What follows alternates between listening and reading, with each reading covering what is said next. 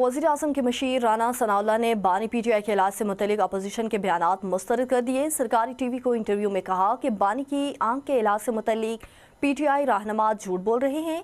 4 माह से इलाज की शिकायत वाली बात दुरुस्त नहीं। 2 दिसंबर को उज़्मा खान ने बानी से मुलाकात के बाद सहाफ़ियों से गुफ्तगू करते हुए कहा, अल्हम्दुलिल्लाह बानी पीटीआई की सेहत ठीक है। बानी को जेल में तमाम सहूलियात मिल रही हैं। वो 2 स्टार जेल में रहते हैं। राना सनाउल्लाह का कहना था कि सियासी मसाइल पर मुज़ाकरात के लिए तैयार है। वज़ीर-ए-आज़म की जानिब से 3 दफ़ा अपोजिशन को मुज़ाकरात की दावत दी गई। के इलाज की तो ये बिल्कुल ये इसमें भी झूठ बोल रहे हैं।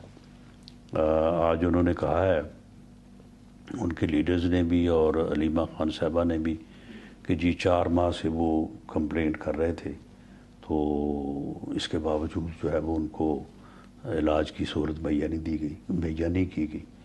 भाई 2 दिसंबर को तो उनकी बहन उज़्मा खान साहबा उनसे मिली है।